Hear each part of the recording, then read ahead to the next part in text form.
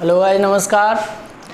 इससे पहले वाले वीडियो में हमने कैपेसिटेंस के बारे में पढ़ा था और मैंने आपको बताया था उसके बेसिक्स के बारे में कि कैपेसिटेंस एक्चुअली होती क्या चीज़ है और कैपेसिटेंस को अफेक्ट करने वाले कौन कौन से फैक्टर्स होते हैं, अर्थात ऐसे कौन कौन से कारक होते हैं जिनके कारण किसी भी चालक की, किसी भी कंडक्टर की जो धारिता है, कैपेसिटेंस है, वो घट सकती है या बढ़ सकती है। ठीक है ना। तो अभी आज के वीडियो में हम पढ़ेंगे कैपेसिटर के बारे में, अर्थात कैपेसिटर का मतलब होता है संधारित्र। तो उसके बारे में पूरा बेसिक्स है। तो इस टॉपिक को, इस चैप्टर को आपको पूरा समझने के लिए, अच्छे से समझने के लिए आपको वीडियो को एंड तक देखना चाहिए। तो यहाँ से, और सबसे पहले my channel name on YouTube is physics bye Satish Chand, physics bye Satish Chand. Okay guys, तो आज का हमारा टॉपिक है, यहाँ से हम लोग स्टार्ट करेंगे संधारित्र के बारे में। तो यहाँ से हमारा टॉपिक रहेगा आज का संधारित्र, कैपेसिटर। ठीक है ना, यहाँ सबका।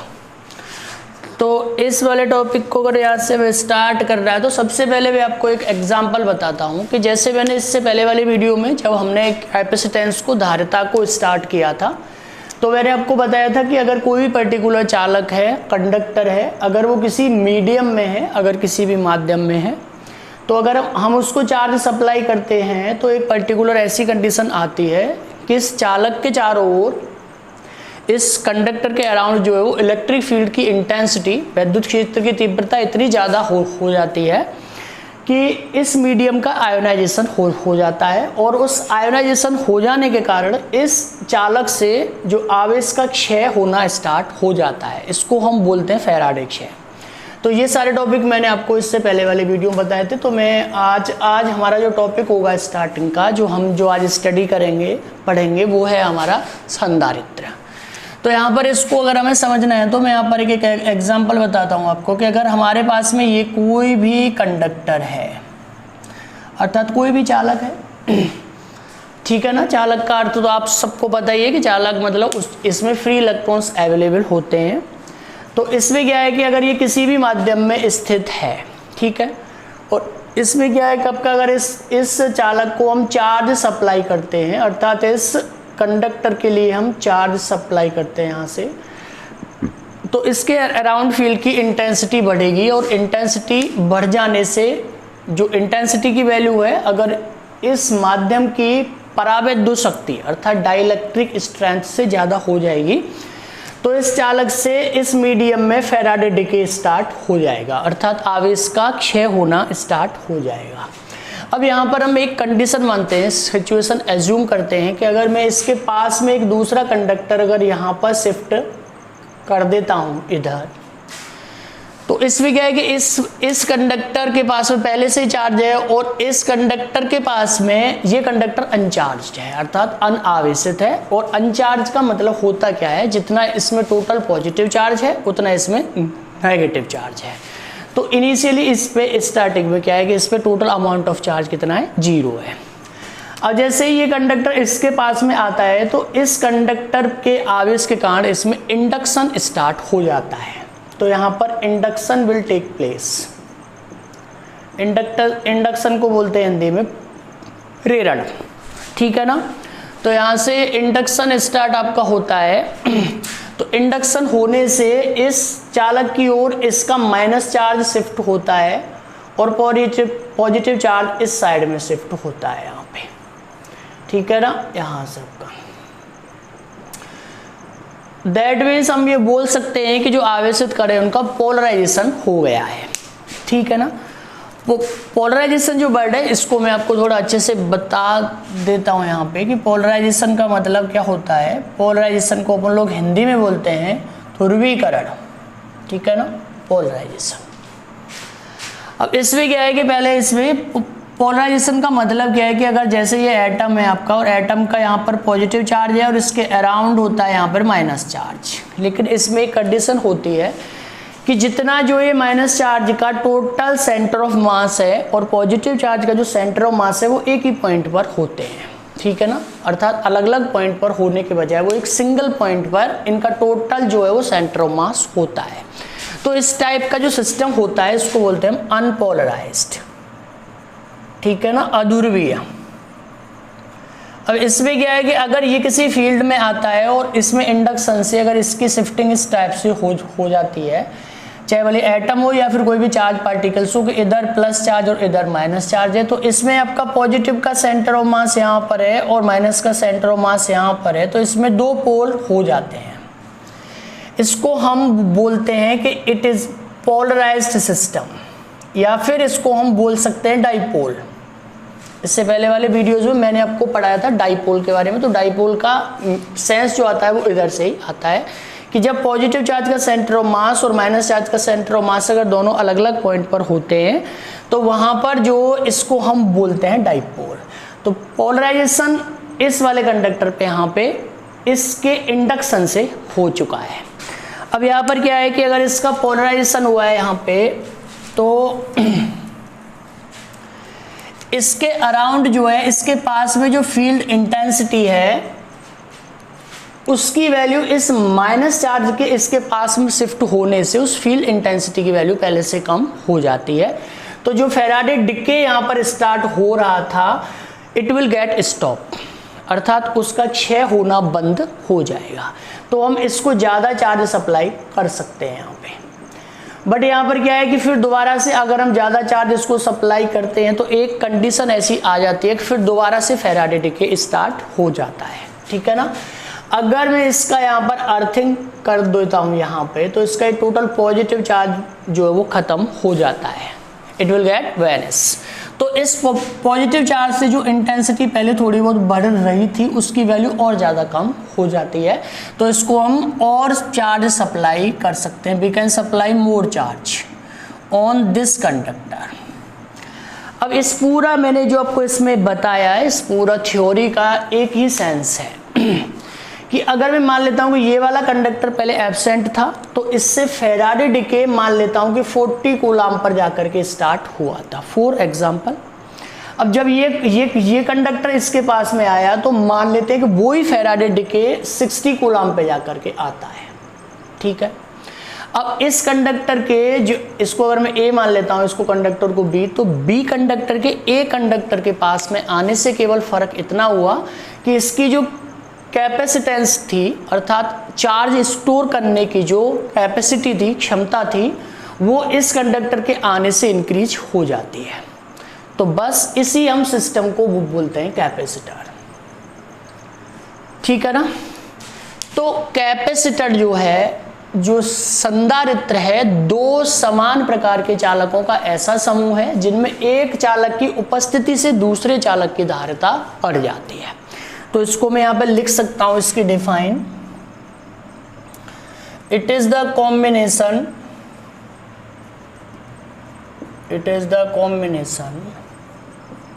Of two similar conductors in which the capacity या capacitance of one will increase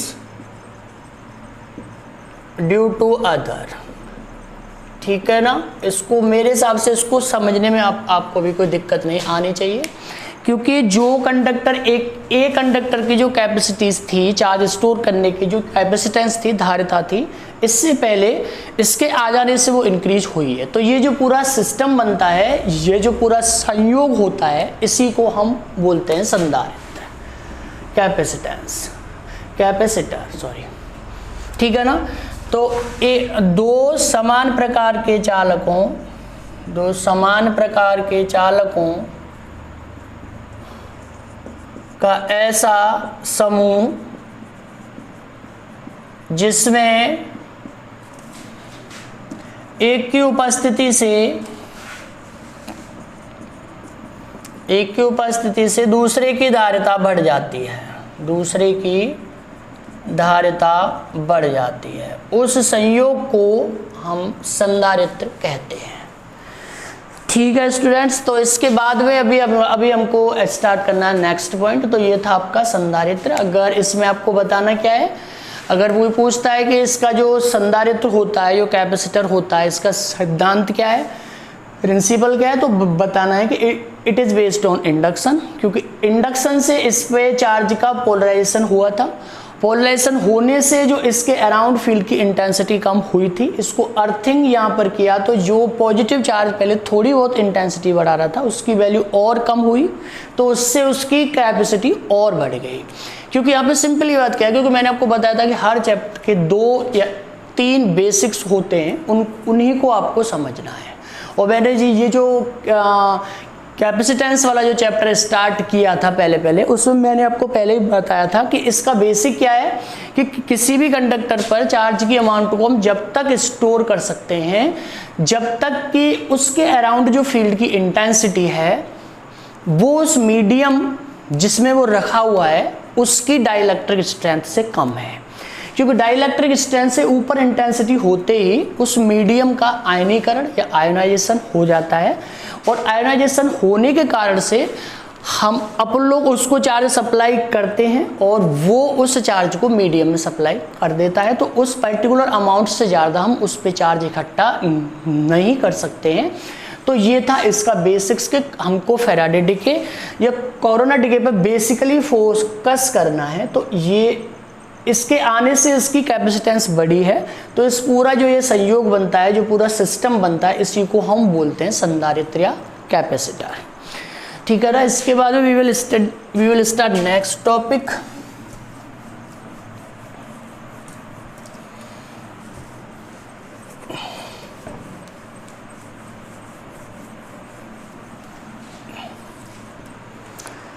तो यहाँ पर मैं आपको बता देता हूँ कि एक अगर यहाँ पर गोलीय संधारित्र की धारिता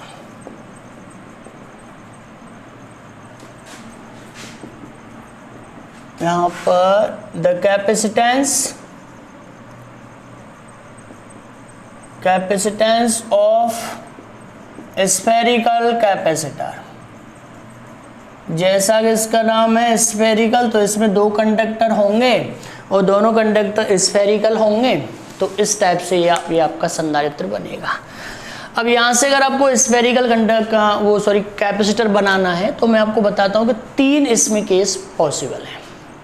कोई सा भी टॉपिक, कोई सा भी एग्जाम है, वो जो 3 केस है उनसे कभी कोई क्वेश्चन आना इम्पॉसिबल है, तो बस आपको उन्हीं को समझना है। मान लेता हूँ कि जैसे मान लेते हैं यहाँ पर ये मैंने यहाँ पर एक इस टाइप से बनाया है कैपेसिटर, दूसरा यहाँ पे और तीसरा आपका यहाँ पे बनता है ऐसे। फर्स्ट वाले केस में मैंने जो अर्थिंग की है, इस वाले केस में यहाँ पर फर्स्ट में वो मैंने इस वाले जो आउटर वाले की अर्थिंग की है यहाँ पे, और जो सेकंड वाला केस है यहाँ पे इसमें मैंने अर्थिंग की है जो इनर वाला जो है कंडक्टर उसकी है, और यहाँ पर ये दोनों अलग अलग हैं और दोनों पे चार्ज मान लेते हैं कि इस पर आपका पॉजिटिव चार्ज मैंने डिस्ट्रीब्यूट किया और यहाँ पर इसका माइनस चार्ज है, और इन दोनों के बीच का सेपरेशन डी है यहाँ पे। ठीक है ना। और कोई से भी चार्ज का मान लिया तो मैंने इसका यहाँ पर इसकी अर्थिंग कर दी है। ठीक है ना। तो यहाँ पर आपका ये 3 केस हैं जो स्फेरिकल कैपेसिटर के हिसाब से यहाँ पे अरेंज हो सकते हैं। तो हमें अपना सबसे पहले वाले पॉइंट से पढ़ना है। मैं मान लेता हूँ कि ये कंडक्टर ए है और ये कंडक्टर बी है, रेडियस इसकी स्मॉल ए है और इस वाले की स्मॉल बी है। ठीक है ना। और इनके बीच में मैं कहीं पर एक पॉइंट मान लेता हूँ पी है जो कि इसके सेंटर से दूरी आर पर है। ठीक है ना। क्लियर। ठीक है। आफ्टर दैट तो यहाँ पर हमें स्टार्ट करना है यहाँ से, तो हमें इसमें समझना क्या है कि यहाँ पर अगर जो ये फर्स्ट वाला केस है यहाँ पर मैं इसी को स्टार्टिंग करता हूँ फर्स्ट ऑफ ऑल। ठीक है ना। अब अगर इसकी अर्थिंग होती है तो इसकी आउटर सरफेस पे चार्ज का होना इम्पॉसिबल है, और इसके जो अंदर है वो मान लेते हैं माइनस चार्ज यहाँ पर यूनिफॉर्मली बटा हुआ है, और इस पर मैंने इसको पॉजिटिव चार्ज दिया है। ठीक है ना। स्टेप बाय स्टेप इनको समझना अच्छे से। मैंने फर्स्ट स्टेप किया क्या यहाँ पे कि जो इनर वाला कंडक्टर है उसको मैंने पॉजिटिव चार्ज मान लेते कि क्यू मैंने इसको बांट दिया है। ठीक है ना। इसके इंडक्शन से जो बी कंडक्टर है उसकी अंदर वाली जो सरफेस है उस पर माइनस चार्ज इंड्यूस्ड हुआ है। ठीक है ना। और इसकी जो आउटर वाली है इसको मैंने अर्थिंग किया हुआ है यहाँ पे। तो सबसे पहला पॉइंट इसमें यही आ जाता है कि अगर बी कंडक्टर की अर्थिंग है यहाँ पर, तो यहाँ से आपका बी का जो पोटेंशियल होगा इट विल बी 0, ठीक है ना। अर्थ से कनेक्ट करने पर इसकी कैपेसिटेंस जो है वो इनफाइनाइट हो जाने के कारण इट्स पोटेंशियल विल बिकम 0, ठीक है ना। यहाँ से अब इसमें आपका क्या है कि वी बी की वैल्यू 0 है, तो वी पर जो टोटल पोटेंशियल आएगा इसका जो चार्ज है इसके कारण यहाँ पर, तो Q अपॉन में 4 pi epsilon naught into B, क्योंकि कोई भी स्फेरिकल अगर हमारे पास में चार्ज है उससे अगर हम आउटर में कोई पॉइंट मानते हैं यहाँ पर, तो उस पूरे चार्ज को हम उसके सेंटर पर ही फोकस मान लेते हैं, ठीक है ना। और प्लस यहाँ से इस पे मैंने जो इंड्यूस्ड चार्ज माना है उसकी वैल्यू मैंने मानी है यहाँ पे Q डैश है, ठीक है ना। पॉइंट अगर कोई भी पॉइंट पे डाउट है तो बताना है। अब इसके बाद में Q डैश अपॉन में 4 पाई एप्सिलॉन नॉट यहाँ पर बी है, it will become equal to 0। तो इजी सी बात है, यहाँ से आपका सिंपली आ जाएगा कि Q is equal to minus Q dash, ठीक है ना, क्योंकि ये सारे कट करके यहाँ पर, तो Q is equal to minus Q dash. तो यहाँ से हमें हमारे पास में फर्स्ट ऑफ पॉइंट आता है कि जो बड़ा वाला जो कंडक्टर है बी कंडक्टर है उसकी इनर वाली जो सरफेस है उस पर ए कंडक्टर के Q चार्ज से इंड्यूस्ड होने वाले चार्ज की अमाउंट उसी चार्ज के बराबर है, बट लेकिन अपोजिट है। और इंडक्शन में ऐसा होता भी है कि जो इंड्यूस्ड चार्ज आता है वो इंडक्टिव चार्ज के हमेशा अपोजिट में आता है। अगर इस पर पॉजिटिव चार्ज है तो इसकी इधर वाली जो सरफेस है इस पर माइनस चार्ज आएगा, ठीक है ना। इसके बाद में आपका पॉइंट क्या है, तो सबसे पहला पॉइंट यहाँ पर इसेंशियल ये हुआ कि ये जो हमने सिस्टम बनाया हुआ है फर्स्ट वाला, we are talking about only first part, ये वाले पार्ट अभी बाद में आएंगे। तो ये जो फर्स्ट पार्ट बना हुआ है इसमें कंडीशन क्या आती है कि Q की वैल्यू माइनस Q डैश के बराबर है, अर्थात दोनों पर चार्ज जो है वो इक्वल और अपोजिट है। तो यहाँ पर क्या है, it is the essential condition to become a capacitor, तो इट इज ए कैपेसिटर। यहाँ पर इसमें मैंने आपको कैपेसिटर का मतलब संधारित्र है, और इसके बारे में मैंने आपको बताया भी था कि संधारित्र वो है जहाँ दो समान प्रकार के चालक होते हैं, दोनों पर ये आवेश बराबर परंतु विपरीत होते हैं। तो यहाँ पर ये वाली कंडीशन फुलफिल होती है। इसके बाद में निकाल लिए ये जो हमारा पूरा सिस्टम है इसकी हमें कुल टोटल धारिता, ठीक है ना, कैपेसिटेंस। तो अब यहाँ पर एक पॉइंट है आपका कि इलेक्ट्रिक फील्ड इंटेंसिटी जो टोटल आएगी, कोई भी पॉइंट अगर मैं यहाँ पर मान लेता हूँ पॉइंट P है इसके अंदर में, तो यहाँ पर टोटल इंटेंसिटी बाय द एक conductor and total intensity by the conductor B, ठीक है। अब इसमें आपका पॉइंट क्या है कि इजी सी बात है कि ये जो कंडक्टर B है हॉलो है, और किसी भी हॉलो कंडक्टर के अंदर इंटेंसिटी 0 है, तो इट विल बिकम 0, ठीक है। और यहाँ से आपकी ए की जो ए पर जो चार्ज है वो आपका Q upon 4 pi epsilon naught R square. तो it is the intensity in between the two conductors, इन दोनों कंडक्टर्स के बीच में कोई भी पॉइंट अगर P है जो केंद्र से दूरी R पर है, तो उस जगह पर इंटेंसिटी की वैल्यू इतनी आ जाती है, ठीक है ना। इसके बाद में क्या था कि आपको पता है कि जो इंटेंसिटी होती है विद्युत क्षेत्र की तीव्रता जो होती है वो आपकी माइनस dV अपॉन dr के बराबर होती है, ठीक है ना, dV अपॉन dr के बराबर में यहाँ पे होती है। तो यहाँ से मैं इसको लिख सकता हूँ कि minus dV will be equal to EdR, ठीक है। अब यहाँ से इसका अगर मैं टोटल कर देता हूँ तो यहाँ से कि माइनस dV और 0 to V आपका यहाँ से, तो इसकी value Q upon 4 pi epsilon naught R square है यहाँ पे, और इनटू यहाँ पर dr है। अब ये आपका जाएगा कहाँ, A to B, ठीक है। इसके बाद में आपका पॉइंट क्या है कि अगर इसकी में अपर जो लिमिट है उसको अगर इन दोनों को मैं एक्सचेंज कर देता हूं तो यहाँ से माइनस साइन हट जाएगा, और यहाँ पे आ जाएगा आपका कितना, V के बराबर, ठीक है ना। अब इसके बाद में आपका यहाँ से क्या आ जाता है, ठीक है। अब इसके बाद में यहाँ पर पॉइंट है कि इसकी वैल्यू आएगी आपकी Q upon 4 pi epsilon naught, और इसका आपका आ जाएगा माइनस 1 अपॉन R और A to B के बराबर, ठीक है। तो यहाँ से इसकी वैल्यू आ जाएगी Q upon 4 pi epsilon naught, और अपर लिमिट माइनस, तो ये माइनस साइन से it will become 1 upon A minus 1 upon B के बराबर। तो यहाँ से इसके कारण इस पर पोटेंशियल की वैल्यू आती है V is equal to Q upon 4 pi epsilon naught, और यहाँ से आपका B माइनस A अपॉन में AB, ठीक है। अब हमें पता है कि C is equal to Q upon V आता है, तो Q अमाउंट ऑफ चार्ज है यहाँ पे, ठीक है ना।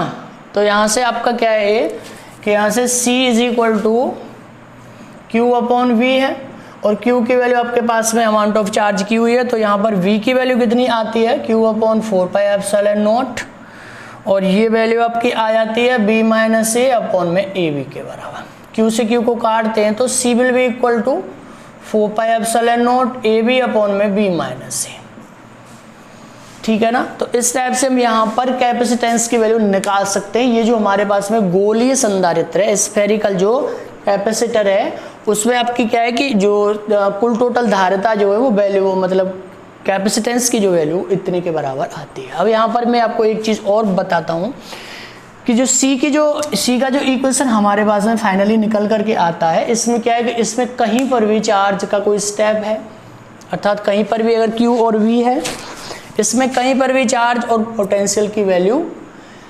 नहीं है। तो इस कारण से मैंने आपको इससे पहले वाले वीडियो में बताया था कि धारिता कभी भी आवेश और विभव पर निर्भर नहीं करती है, अर्थात कैपेसिटेंस ऑफ एनी कंडक्टर और capacitor be always independent of charge and potential, ठीक है। इसके बाद में आ जाता है इसका सेकंड पार्ट है यहाँ पे, और मैं सेकंड वाला पार्ट आपको यहाँ पे बताता हूँ।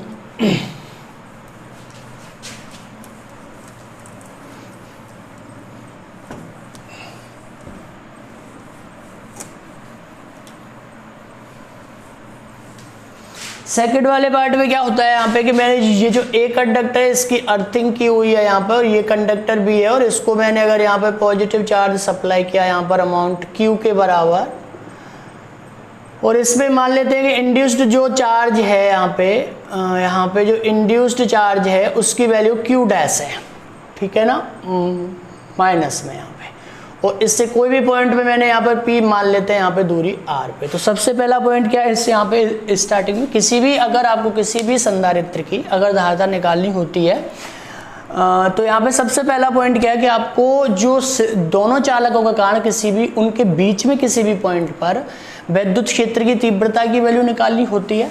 उसके द्वारा फिर हम करते क्या है कि वहाँ पर पोटेंशियल की वैल्यू टोटल, उसके बाद में C is equal to Q upon V से हमारी धारिता का मान आ जाता है यहाँ पे। तो सबसे पहला पॉइंट क्या है कि अगर इसकी मैंने अर्थिंग है तो सिंपली बात है, ये वाला पॉइंट है सेकंड पॉइंट, अगर ये ए कंडक्टर की अर्थिंग है तो इसका मतलब हुआ कि VA विल बिकम 0, अर्थात ए पर जो वोल्टेज की वैल्यू है वो 0 के बराबर हो जाएगी। तो यहाँ से अगर आपको निकालना है तो ऊपर वाले में आपका Q upon 4 pi epsilon not B plus Q dash upon 4 pi epsilon not A, ठीक है ना। यहाँ से आपका तो इस वाला ये टोटल चार्ज विल बिकम 0। तो यहाँ से अगर इसको मैं 4 पाई एप्सिलॉन नॉट को हटाता हूँ तो यहाँ पर Q dash will be equal to minus Q minus of Q A in upon में B। तो यहाँ से आपकी Q डैश की वैल्यू माइनस Q के बराबर आती है। तो यहाँ पर हमें फिर दोबारा से एक पॉइंट पे ध्यान करना है कि Q dash is not equal to Q, Q dash is not equal to Q। तो दैट मीन्स ये जो आपका पूरा हमारा जो सेकंड वाला जो सिस्टम बन रहा है, it is not a capacitor, ठीक है। अगर ये कैपेसिटर के बजाय अगर ये दो कैपेसिटर या दो संधारित्रों का कोई संयोग है, वो हमारा फाइनली जब इसका इक्वेशन आएगा उसके बाद में आइडेंटिफाई होगा। तो फर्स्ट ऑफ ऑल क्या है, Q dash is not equal to Q। अब इसमें आपका क्या है, total intensity of field at point P, कोई बिंदु अगर मैं यहाँ पर P मानता हूँ, इस पर कुल टोटल विद्युत क्षेत्र की तीव्रता EA प्लस EB के बराबर है, ठीक है ना। EB की वैल्यू तो यहाँ पर ओबियसली 0 होगी, और यहाँ पर A तो यहाँ पर Q डैश अपॉन में 4 pi epsilon naught R square के बराबर, क्योंकि Q डैश क्या है, Q डैश है A कंडक्टर पर B कंडक्टर के आवेश के कारण इंड्यूस चार्ज। अब यहाँ पर इसकी Q डैश की वैल्यू तो minus Q A upon B into 4 pi epsilon naught R square, ठीक है ना। It is the value of intensity at point P। अब फिर दोबारा से यहाँ से E is equal to minus DV upon में DR, DV अपॉन में DR।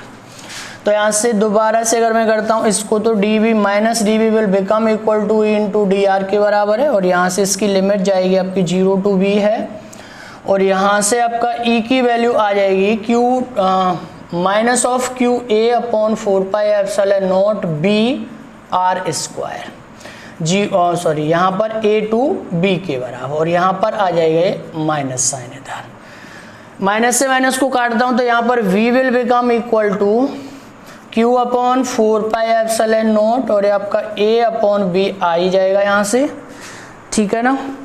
और यहाँ से इसकी वैल्यू आएगी 1 upon a minus 1 upon b, ठीक है। इसको अगर हम सॉल्व करते हैं तो 1 अपॉन आर स्क्वायर का अगर हम इंटीग्रेशन करते हैं तो it will become equal to minus 1 upon R, ठीक है। अब इतनी वैल्यू अगर यहाँ पर इस पॉइंट पर अगर पोटेंशियल की आ जाती है टोटल वैल्यू, अर्थात it is the total amount of potential by both charges, दोनों आवेशों के कारण यहाँ पर कुल विभव है। तो v की वैल्यू आ जाएगी यहाँ पर q इंटू ए इंटू बी माइनस ए अपॉन में 4πε0 ab, ठीक है ना। ए से ए को अगर सॉरी यहाँ पर एक b और है, और ए से अगर मैं a को काटता हूँ यहाँ पे, तो value of b will be equal to q upon 4πε0 b square b minus A के बराबर। It is the total value of potential at point p by both charge on conductors, ठीक है ना। एक बार मैं इसको और बता देता हूँ आपको अच्छे से। सबसे पहला स्टेप क्या है, बेसिक्स जो है हमें दो एक को ही कन्फर्म करना है, उसके बाद सारे टॉपिक्स हमारे उसी से होते हैं। सबसे पहला पॉइंट क्या है, अगर एक ही अर्थिंग है तो ये पर टोटल पोटेंशियल विल बिकम 0। तो इसकी वैल्यू अगर मैं 0 के बराबर पुट करता हूं तो ये हमें इस चीज़ को बताता है कि q dash is equal to minus Q into A upon B, अर्थात q डैश क्या है, a पर b के चार्ज से इंड्यूस्ड चार्ज है। अब that means q dash is not equal to q, तो इसका मतलब है ये जो हमारा सिस्टम है it is not a single capacitor, ये एक अकेला संधारित्र नहीं है, पहला पॉइंट है ये, ठीक है ना, नॉट ए सिंगल कैपेसिटर। इसके बाद जब मैं आगे बढ़ता हूँ तो टोटल इंटेंसिटी ऑफ फील्ड में किसी भी एक बिंदु पॉइंट मानता हूँ यहाँ पर P दूरी R पे, उस पर अगर मैं कुल टोटल वैद्युत क्षेत्र की तीव्रता निकालता हूँ तो यहाँ से मेरी कुल टोटल तीव्रता, क्योंकि बी का जो है, क्योंकि ये हॉलो कंडक्टर है और हॉलो कंडक्टर के अंदर उसके खुद के चार्ज से इंटेंसिटी 0 होती है, तो यहाँ से ये आ जाती है आपकी टोटल इंटेंसिटी ऑफ फील्ड।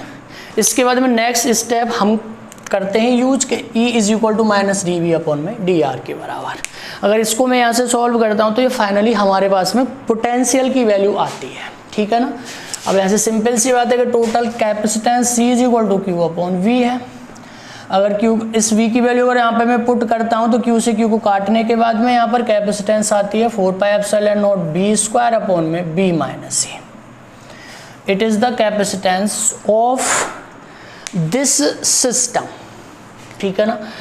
अब यहाँ से आपका क्या है कि मैं इसको अगर आगे तोड़ता हूँ तो C will be equal to 4πε0 b plus 4πε0 b upon b minus C, और यहाँ पे आपका आ जाएगा ए बी। इस पूरे स्टेप को यहाँ से मैं इन दो पार्ट्स में स्प्लिट कर सकता हूँ। अगर इन दोनों को आप ऐड करते हो तो इतना ही वैल्यू आएगी, और ये मैंने स्प्लिट इसलिए किए हैं क्योंकि मैंने आपको यहाँ पे बताया था कि ये एक सिंगल कैपेसिटर होने के बजाय ये 2 या 3 या कोई ना कोई कैपेसिटर का एक कॉम्बिनेशन है, अर्थात संयोग है। और वही चीज़ हमारी यहाँ से आती है कि टोटल कैपेसिटेंस जो आ रही है C इक्विवेलेंट, जो C इक्विवेलेंट की वैल्यू जो आ रही है वो ये क्या है, capacitance of conductor B plus capacitance of conductor A और B का जो कॉम्बिनेशन होगा उसके बराबर है। और दोनों की वैल्यू अगर सब में आती है तो इसका अर्थ हुआ कि ये दोनों के समांतर संयोग के बराबर है। बच्चों को थोड़ा इस पे ध्यान देना है अच्छे से कि अगर यहाँ पर C इक्विवेलेंट की वैल्यू आपकी CB है, जो B कंडक्टर है उसकी धारिता है चालक जो है, और AB क्या है, ये आपका क्या था कि जो हमारा इनिशियली जो A और B जो दोनों चालकों से जो संधारित्र बना था उसकी धारिता है। तो इसका मतलब हुआ कि अगर अंदर वाले की अर्थिंग होती है तो इस टाइप से जो सिस्टम बनता है वो एक सिंगल कैपेसिटर या अकेला संधारित्र होने के बजाय वो दो संधारित्रों का संयोग होता है। उसमें पहला तो क्या है, जो चालक B की धारिता ऐड होती है, और यहाँ पर ये क्या है, जो पहला एक A और B से जो संधारित्र बना था उन दोनों की धारिताओं के योग के बराबर है, ठीक है ना। और अगर ये आपके इन्वर्सली के बजाय अगर सीधे सीधे ऐड हैं तो इनको हम बोल सकते हैं कि ये दोनों पैरेलल में, समांतर में, ठीक है। तो यहाँ से मैं इसको लिख सकता हूँ, in this case, in the second case the this is equal to the, this is equivalent to, this is equivalent to the parallel combination, the parallel combination of conductor B and capacitor formed by A and B, A and B। अर्थात ये जो system आपका बनता है ये एक तो चालक B और A और B दोनों चालकों द्वारा बनने वाले संधारित्र के समांतर संयोग के बराबर होता है। अर्थात C equivalent is equal to B एवं A व B का समांतर संयोग, समांतर संयोग के बराबर होता है। ये थे आपके, मैंने दो स्टेप बता दिए, इसमें आपके दो जो हैं 2 पॉइंट आपके कंप्लीट हैं। इससे नेक्स्ट वाले वीडियो में we will study about the third one case, के जो तीसरा केस है वो किस टाइप का है, वो अकेला एक कैपेसिटर ही बनता है, संधारित्र है, या फिर वो किस टाइप से है और उसकी कुल टोटल धारिता की वैल्यू कितनी आती है, ठीक है ना। Okay guys, if you like my videos, अगर आपको फिजिक्स समझ में आती है तो okay guys please you have to subscribe my channel. Okay guys, thank you.